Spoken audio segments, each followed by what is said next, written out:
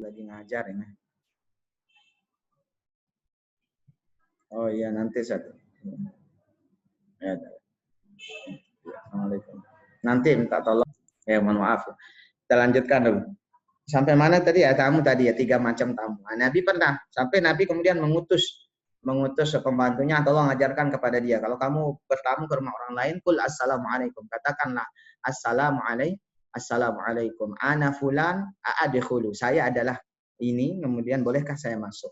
Nah, dari dalil ini kita mendapati beberapa akhlak tamu. Pertama, dia ucapkan salam. Kedua, dia minta izin untuk masuk. Sebelum minta izin untuk masuk, dia kenalkan dulu dirinya siapa. Jadi meskipun sudah akrab dengan teman itu, ketok pintu, jangan kayak ketok orang nagih hutang, ketok pintu ya. Ketok dulu 1 kali, kemudian ucapkan salam, assalamualaikum. Kalau tidak ada jawaban sampai 3 kali, pergi. Jangan maksa sampai ngintip-ngintip di jendela. Ngapain dia ini kok tidak ada? Apalagi sampai subuhan, wah ada dia di dalam nih, saya tahu kamu di dalam tuh, buka pintu. Nah, tidak boleh. Hak tuan rumah menerima atau menolak tamu. Ketika tidak ada salam yang jawab, tidak ada orang jawab salam 3 kali, maka kita pergi, tidak usah maksa bertamu. Kata Allah dalam Quran, fa illam tajidu fiha ahadan fadkhuluha. Kalau kamu tidak mendapati salah seorang pun di dalam rumah itu, maka jangan kamu masuk ke dalam rumah itu hatta yu'dzana lakum, sampai kamu diberikan izin oleh tuan rumahnya. Tunggu di luar atau pulang, balik kembali di hari atau kesempatan yang lain. Begitu untuk adab bertamu. Kemudian kalau apa? Kenapa? Kadang orang itu Pak, misalnya kalau kita udah bilang assalamualaikum, tapi ada yang yang punya rumah itu buka pintu, tapi kita belum minta izin buat, tapi kita itu udah masuk duluan nyerocos gitu. Oh, nyelonong. Mana Cut Mutiah ya? Wajahnya mana Cut Mutiah? Jadi ada orang yang bertamu sudah dijawab salam, belum disuruh masuk, tapi dia langsung saja masuk. Nah, enggak boleh ya. Jadi sampai diizinkan masuk baru masuk. Kalau hanya jawab salam itu belum diizinkan masuk. Adab tamu ketika tuan rumah jawab salam, tunggu dia persilahkan kita masuk, baru masuk. Meski sama-sama perempuan. Mengapa demikian? Menjaga aurat dan aib yang ada di dalam rumah itu. Siapa tahu rumahnya masih berantakan atau penghuni rumahnya belum tutup aurat. Meski keluarga kita sendiri. Ini masalahnya kadang sering terjadi ketika bertamu ke rumah keluarga. Begitu sudah jawab salam, nyelonong masuk sampai kamar-kamar, bahkan periksa-periksa makanan orang. Ini tidak boleh, ini tamu tidak ada akhlak. Nah, tamu yang tidak berakhlak boleh diusir. Nah, jadi tidak wajib kita berakhlak kepada tamu yang tidak berakhlak. Apalagi kalau lawan jenis yang datang bertamu, begitu buka pintu langsung masuk saja. Pusir sudah, tidak usah suruh datang lagi tamu seperti ini. Walaupun misal sepupu-sepupu kita itu. Sepupu itu bukan mahram ya. Sepupu bukan mahram. Sepupu termasuk orang yang haram melihat aurat. Sepupu yang laki-laki, punya sepupu laki-laki, karena saking akrabnya mainnya sampai saling pegang macam. Terus kalau bertamu sudah biasa dia nyelonong, enggak boleh, diajarkan dia. Ada wilayah pribadi yang enggak boleh dia masuki, misalkan seperti di kamar atau hal-hal yang tempat orang biasa tidak menutup aurat, ruang keluarga. Ini jangan sampai ada sepupu atau orang asing ajnabi yang masuk tanpa izin.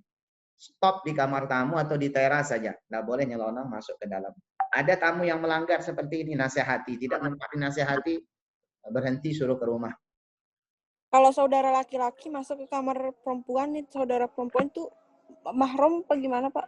Saudara kandung laki-laki atau saudara seayah mahram. Tapi tetap masuk kamar, tetap harus minta izin. Tetap sebab mahram itu bukan berarti boleh melihat semua aurat ya. Tetap tidak boleh melihat aurat besar yang dimiliki oleh laki maupun perempuan. Yang boleh dilihat aurat-aurat kecil saja, rambut, tangan, paha, itu boleh dilihat. Tapi kalau aurat besar, dada sampai dengan di bawah pusar, tidak boleh dilihat meski oleh saudara kandung. Ayah kandung sekalipun, tidak boleh. Maka untuk masuk kamar anak perempuan, atau perempuan masuk ke kamar saudara laki-lakinya, tetap ketuk pintu minta izin dulu. Jangan nyelonong-nyelonong, kecuali memang sesinya memang bukan sesi pribadi. Kan ada waktu-waktu kita baru mandi, waktu-waktu kita memang sedang tidak siap untuk ada orang lain di kamar kita. Nah itu yang tidak boleh nyelonong. Kalau waktu main, waktu bercanda, waktu belajar bareng dengan keluarga, ya tidak masalah. Dilihatlah, dilihat-lihat. Intinya tetap menjaga batasan aurat. Jadi saya pikir begitu ya, ini sudah adzan malah belum sempat saya jelaskan yang lain-lain, baru sampai bertamu saja. Sampai akhirnya nanti, saya kasih poinnya saja, setiap tuan rumah wajib menyuguhi segala yang menyambut tamunya dengan semua kemampuan yang dia punya. Sebatas ya, sebatas kemampuan yang dia miliki. Kalau dia mampunya hanya menyuguhi air putih ya sudah itu saja.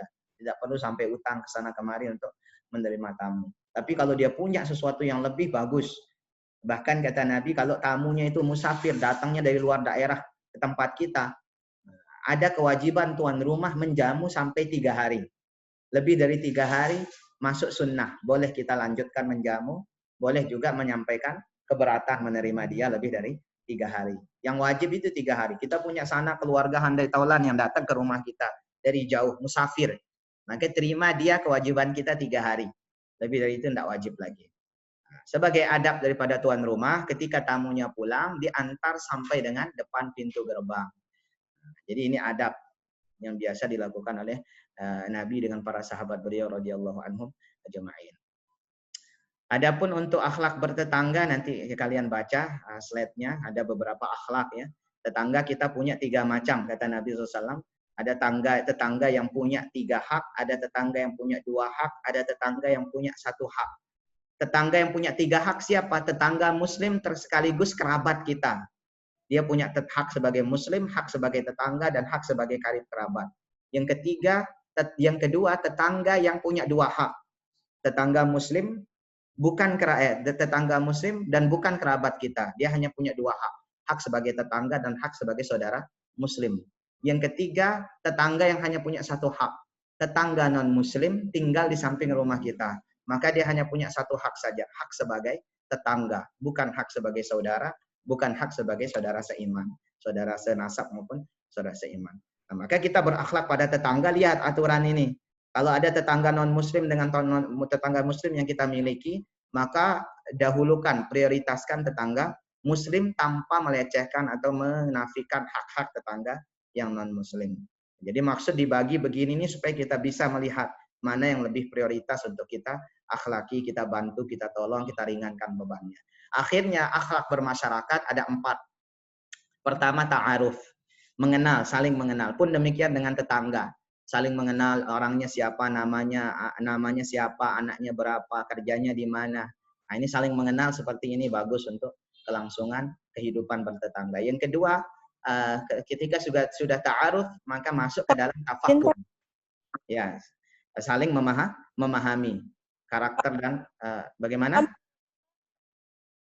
Di sini udah azan, Pak. Saya mau sholat, Pak. Oh iya, kita tutup sekarang. Saya juga mau sholat. Kita tutup sebentar Ya, lagi ya. Sebentar, saya selesaikan 2 poin ini kita tutup. Kemudian yang ketiga, ada ta'awun, saling tolong menolong. Yang keempat, takalluf, saling meringankan beban. Nah, ini 4 akhlak masyarakat, 4 akhlak tetangga yang wajib dijaga oleh setiap muslim dalam hubungan di tengah masyarakat. Baik, ini penjelasan dari saya. Mudah-mudahan bermanfaat. Mari kita akhiri perkuliahan kita. Silakan yang laki-laki sholat berjamaah, yang perempuan sholat di tempatnya masing-masing. Kita tutup dengan tasbih kifaratul majelis dan hamdalah. Subhanakallahumma bihamdik, asyhadu an la ilaha illa anta, astaghfiruka wa atubu ilaik. Assalamualaikum warahmatullahi wabarakatuh. Waalaikumsalam warahmatullahi wabarakatuh.